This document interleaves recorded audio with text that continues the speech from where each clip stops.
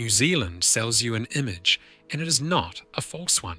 The turquoise water off the Bay of Islands, sheep on impossibly green hills, Milford Sound wrapped in cloud, a ferry crossing Cook Strait with a pod of dolphins running alongside. You can buy that postcard in any airport gift shop from Kerikeri to Invercargill, and every part of it is real. But look at a map of this country properly, the kind with every dot and speck marked, and you will notice something the brochures never mention. Hundreds of islands, some you have heard of, most you have not, and a good number of them, despite sitting right there in plain sight on the chart. In New Zealand waters, under New Zealand law, are places you are simply not allowed to set foot on, not because of red tape, because of what happened there, what still lives there, or what nearly stopped living there forever. Some of these islands sit close enough to the mainland that you could paddle out on a lazy Sunday and be back in time for lunch, if the law and the currents both let you. Others are so far south that the nearest permanent settlement is a research base on the ice. What links them is not distance.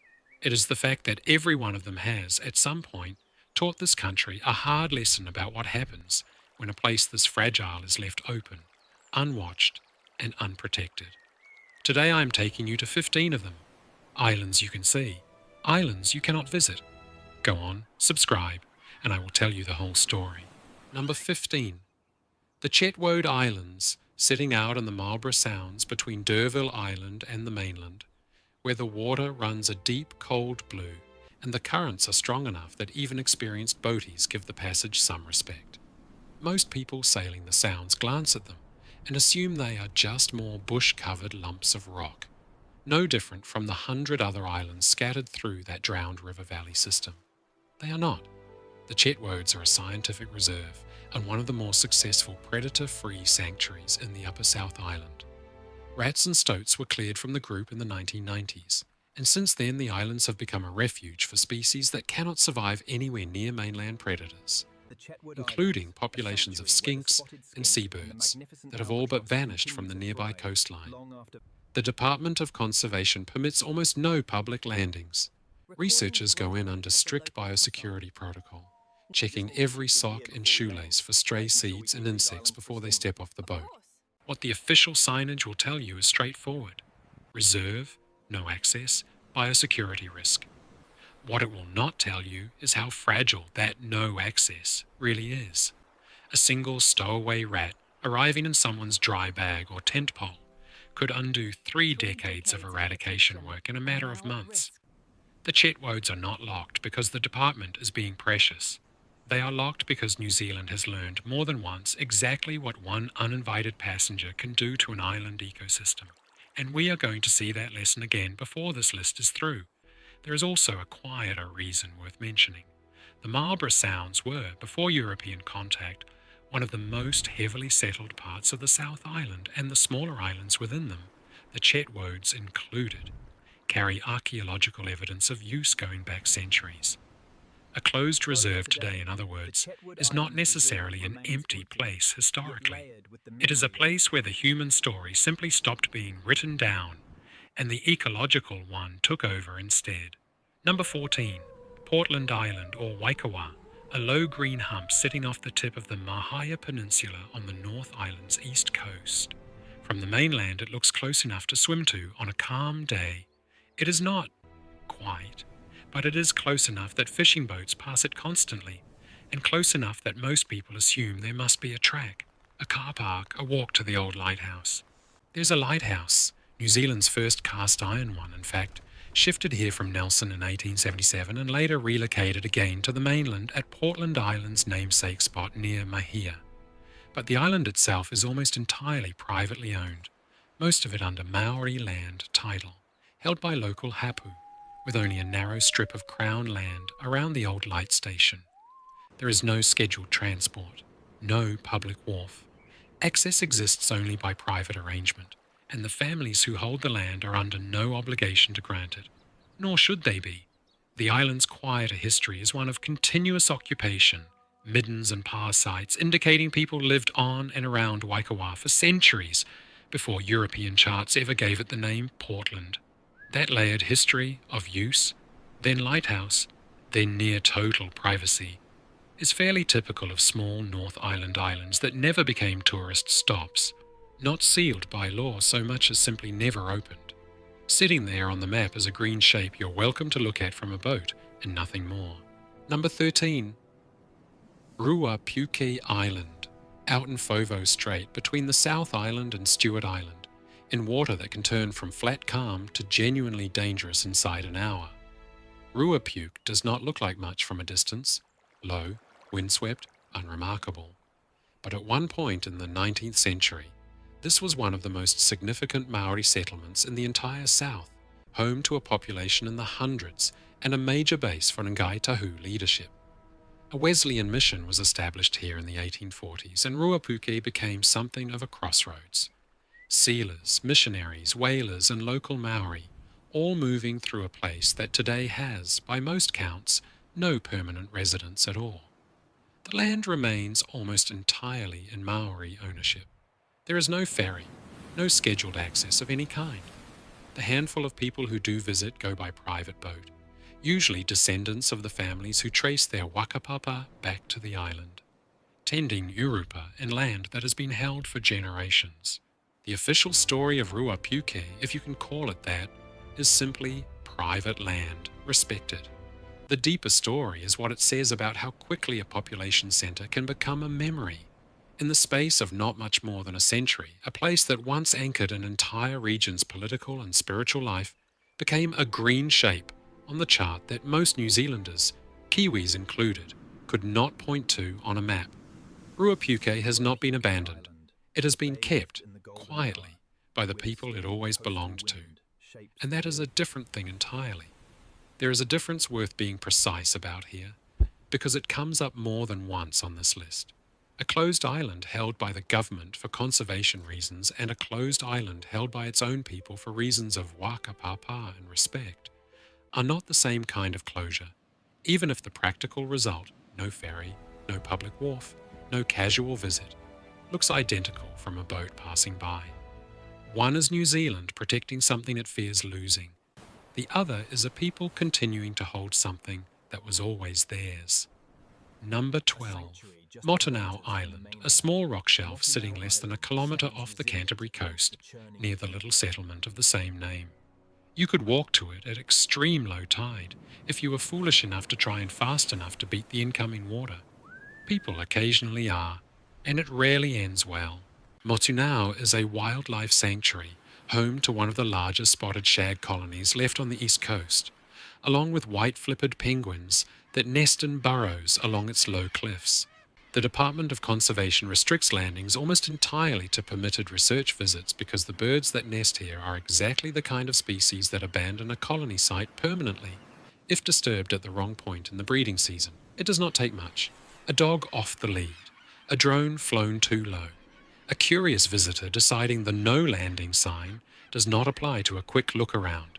There is no great mystery to Motunau, no lost settlement, no dramatic history.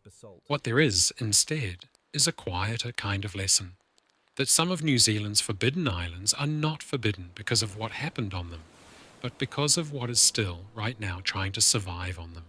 A shag colony a few hundred metres off a public beach, protected by nothing but a sign, a regulation, and the discipline of people willing to look and not step ashore. Number 11. Mana Island, out past Porirua on the lower North Island's west coast. A green wedge visible from State Highway 1 if you know where to look. For decades this island was a farm, then a quarantine station for imported livestock, then briefly considered for a prison. None of those plans stuck in any permanent way, and in the 1980s the island's fortunes turned in an entirely different direction. Mana was cleared of rats, mice and rabbits, and turned into one of the country's key sanctuary islands, a place where species too vulnerable for the mainland could be reintroduced with something close to safety. McGregor's skink, one of the rarest lizards in New Zealand, exists almost nowhere else in any wild population of significance. Takahe have been held here as part of the National Recovery Program. None of this work tolerates casual visitors, and the Department of Conservation keeps access to organised, permitted groups only. The official reasoning is biosecurity, plain and simple, the same as half the islands on this list. But there is something worth sitting with in Mana's specific case, an island that was, within living memory, a farm and a near-miss prison site, converted instead into one of the last strongholds for a lizard most New Zealanders have never seen and never will. The public cannot walk Mana's tracks. Whether that trade is worth it depends entirely on how much weight you put on a species that would otherwise simply not exist anymore. What makes Mana a slightly unusual case on this list is how visible it is while remaining completely out of reach. Commuters driving the coast road between Wellington and Paraparaumu see it constantly, a green shape sitting a few kilometres offshore, close enough to feel almost familiar. Very few of them know what is actually happening on it. A small, deliberate, ongoing rescue operation for a lizard most of the country has never heard of, running quietly a short drive from the capital. Number 10. Secretary Island, deep in Fiordland, guarding the entrance to Doubtful Sound like a locked gate of its own. At roughly 8,000 hectares, it is one of the largest islands in the country that has never, in recorded history, had stoats or rats successfully establish themselves, helped enormously by the fact that the currents around it are vicious enough to drown most swimming predators before they make it across.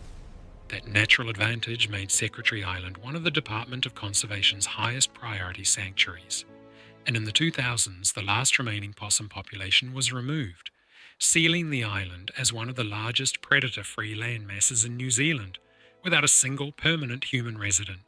Kia, mahua, and populations of native bats that have vanished from most of the mainland persist. Here in numbers, conservationists elsewhere can only envy. Access is granted almost exclusively to department staff and approved researchers, and even then under tight biosecurity control. There is no lodge here, no walking track, no version of Secretary Island you can book a berth for. Fiordland itself does a great deal of the protecting here. The fjords that make the region so spectacular for tourists also make it genuinely difficult for any small mammal to cross open water, and Secretary Island sits in exactly the kind of channel where that natural defence has held for longer than almost anywhere else in the country. If that one feels like a quiet entry on the list, hold that thought. The pattern of an island saved by pure geographic luck is about to run straight into an island that was not so lucky at all, and paid for it in a way New Zealand still talks about. Number 9. Breaksea Island, further into Fiordland, unremarkable to look at and genuinely significant in conservation history. In 1988, a Department of Conservation team carried out what is generally regarded as one of the first successful eradications of ship rats from a forested island anywhere in the world using aerial poison baiting, a technique that, at the time, had never been proven at that scale on a landmass with dense native bush cover. It worked. Breaksea became something close to a proof of concept, and the methods refined there went on to be used across dozens of other New Zealand islands over the following decades, several of which appear elsewhere on this very list. Saddlebacks and other vulnerable species were subsequently introduced, and the island has remained rat-free ever since, monitored constantly for any sign of reinvasion.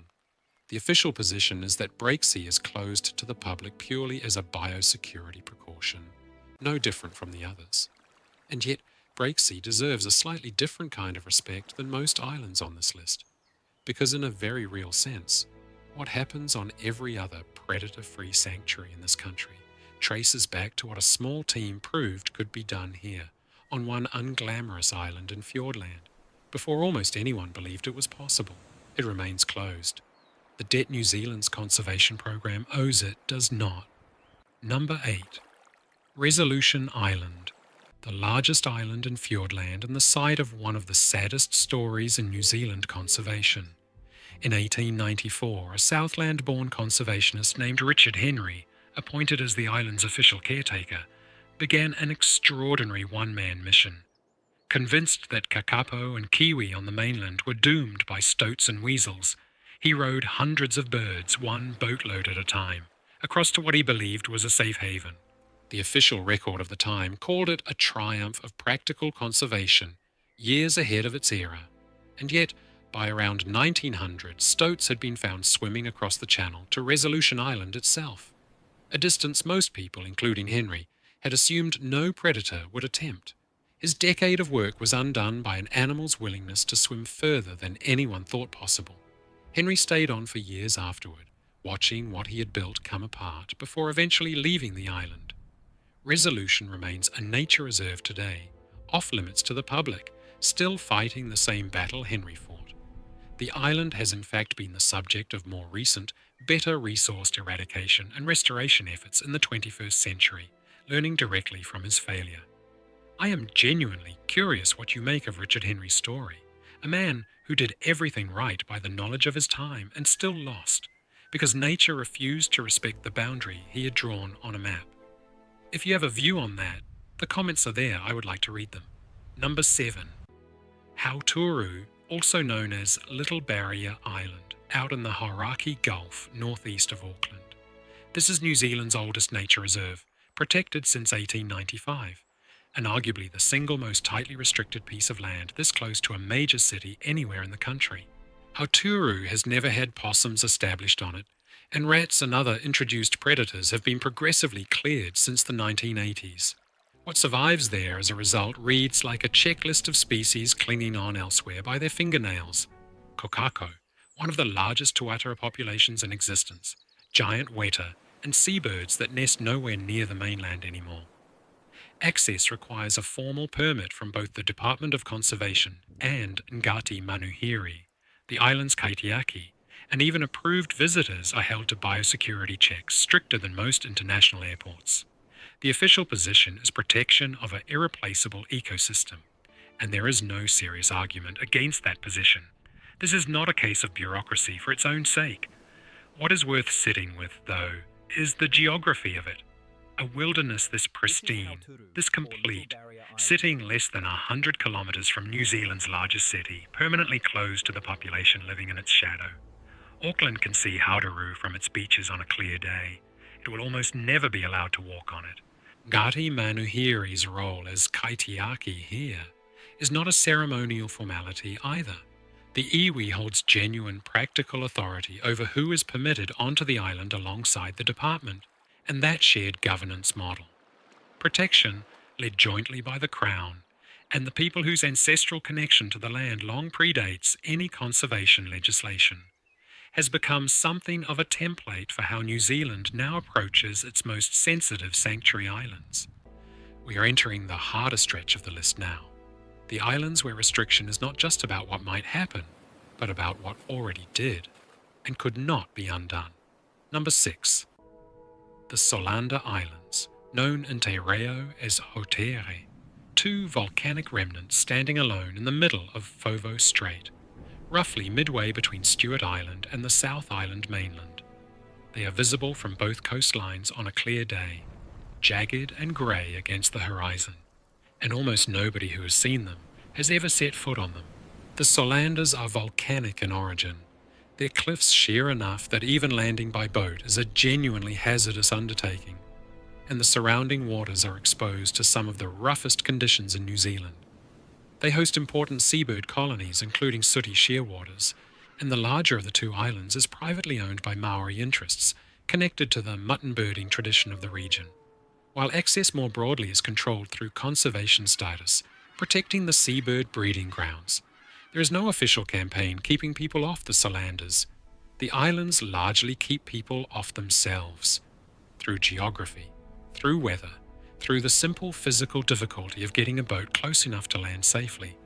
It is one of the few entries on this list where the barrier is not a permit or a fence, but the raw, indifferent difficulty of the place itself. You can see them from 2 different coastlines. Almost nobody alive today has stood on either one. There is something almost old-fashioned about that kind of protection, in an age where drones and long-lens cameras have made most of the planet visible from a comfortable distance. The Solanders do not need a permit system enforced by rangers with radios. The Southern Ocean does that job for free, and has done it for longer than any conservation agency has existed. Number 5.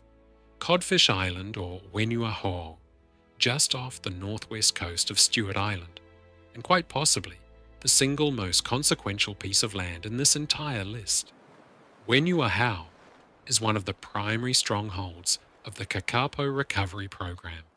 home to a significant share of the world's entire surviving population of this flightless, nocturnal, critically endangered parrot, a bird found nowhere else on Earth. The island has been rat-free since the 1980s, and access is restricted almost exclusively to Department of Conservation staff and the small number of researchers and rangers directly involved in the recovery effort.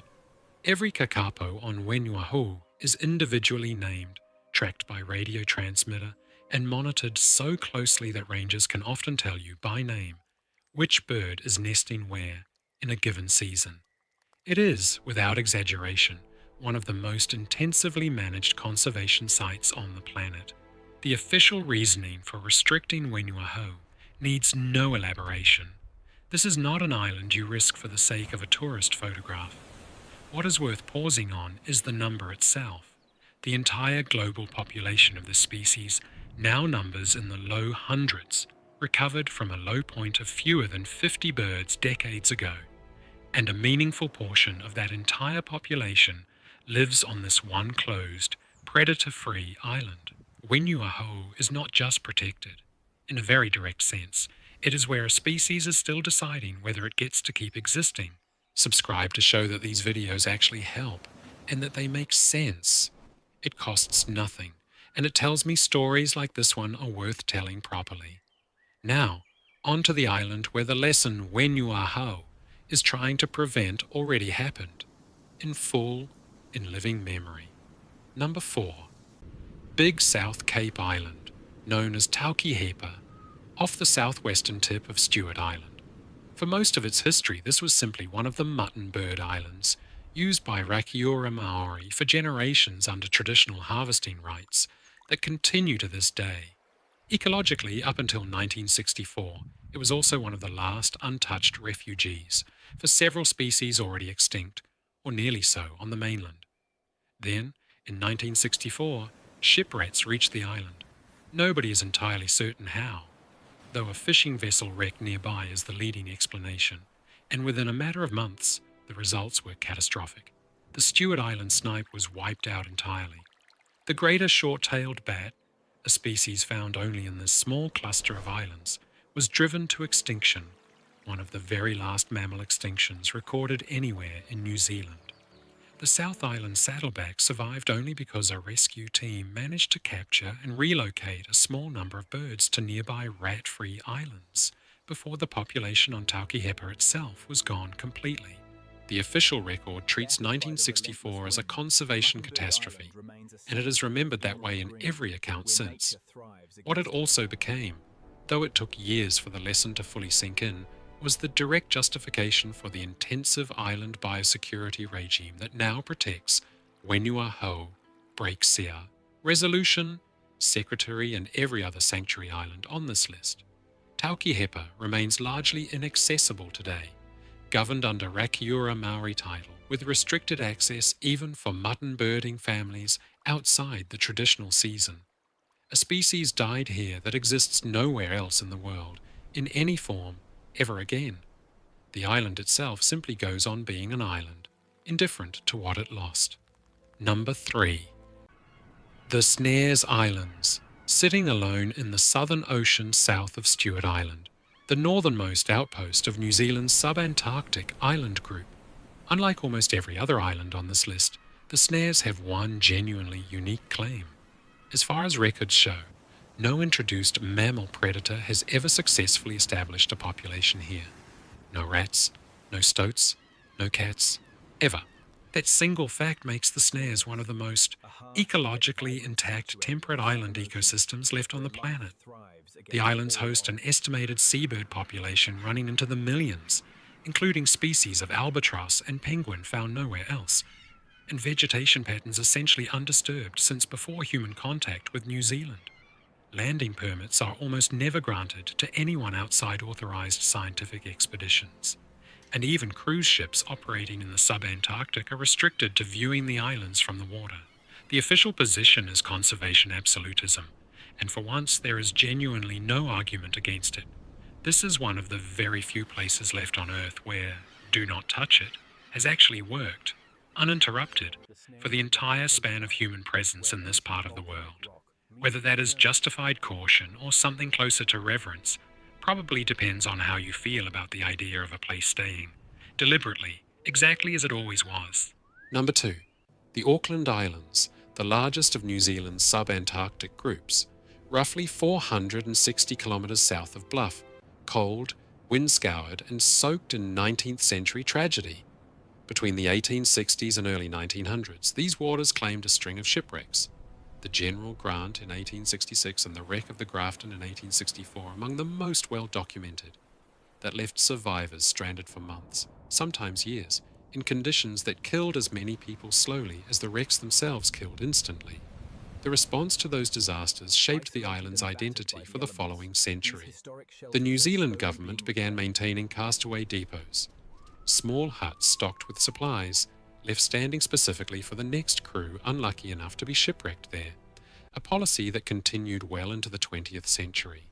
Today, the Auckland Islands are a nature reserve of the highest protection status, home to yellow-eyed penguins, southern royal albatross, and New Zealand sea lions found in numbers nowhere else on the planet. Access requires Department of Conservation permits granted almost exclusively for research, and the tourist landings that do occur under strict permit and guide conditions are limited to a handful of specific sites. The official framing is subantarctic wilderness protection, straightforward on paper. Underneath that framing sits a genuinely brutal human history. People who survived shipwreck only to face years of isolation on land this remote, waiting for a rescue that, for some, never came at all. The depots are gone now, replaced by permit systems and radio beacons, but the reason for that caution has not changed in 160 years. This is still one of the most unforgiving stretches of ocean New Zealand claims as its own. If you have been reading between the lines of this list, you will have noticed the same pattern surfacing again and again. An island saved, an island lost, an island that simply refuses to let anyone near it in the first place. The Auckland Islands managed to be all three at once, which is part of why they carry a weight the others on this list do not quite match. Number 1. Whakaari, White Island. Sitting in the Bay of Plenty, its plume of steam visible from the mainland on almost any clear day. For most of the 20th century, this was one of New Zealand's most accessible active volcanoes. A genuinely extraordinary place, privately owned by the Buddle family since the 1930s, and for decades a working stop for guided tour groups who walked its crater floor and photographed its sulfur formations from close range. On the 9th of December 2019, Whakaari erupted while a tour group was on the island. 22 people lost their lives and many more were seriously injured in one of the deadliest volcanic disasters in New Zealand's modern history. In the years since, the tragedy led to a landmark WorkSafe prosecution addressing safety failures across the companies and agencies involved in operating tours to an active volcano, and to a full and, as things currently stand, permanent suspension of public landings on the island. The official position now is unambiguous. Whakaari is closed, and there is no indication that will change. What sits underneath that closure is not a mystery or an anomaly in the way most of this list is dealt with. It is simply a reminder, the starkest one this country has, that the same volcanic power that shapes New Zealand's most beautiful landscapes, the geysers and the hot pools and the black sand beaches, is not scenery. It is a live system, and Whakaari paid the cost of the world treating it otherwise. It remains there today, still steaming, visible from the coast, closed to everyone. So there they are. 15 islands, all sitting there on the map, all visible from some stretch of coastline or another. And all of them, for reasons that range from a lizard nobody has heard of to a tragedy the whole country remembers, places you are simply not going to walk on. What strikes me putting a list like this together is how differently each one earned its closure. Some were saved by pure geographic luck, currents too strong for a stoat to swim. Some were saved by people, decade after unglamorous decade, undoing what one stowaway rat could do in a season. And one was closed, only after it took 22 lives to prove what should have been obvious all along, that some ground in this country is not ours to stand on casually, no matter how it looks from a boat. New Zealand likes to sell itself as open, accessible, the whole country, one big walking track. Mostly that is true, and it is one of the things I love about this place. But these 15 islands are the exception that actually makes the rest of the story make sense. Because a country that has learned, the hard way, exactly what it stands to lose, is a country that has also learned when to simply say no. I think about it like this. Every open track in this country, every hut you can book, every summit you can walk up on a Saturday, exists because somewhere else, quietly, something was kept shut. The lizard on Mana Island, the parrot on Whenua, the seabirds on Motunau, the memory of what happened on Taukihepa in 1964 and on Whakaari in 2019. All of it sits behind the scenes, unseen, so that the rest of the country can stay as open as it is. That is not a contradiction. It is the actual cost of keeping a place like this alive, paid quietly on islands most people will only ever see from a boat, or a beach, or a map spread out on a kitchen table. The islands stay closed. The reasons why are worth understanding properly, and not just accepting the sign on the wharf. I am a grandpa, and grandpas worry. Look after yourself.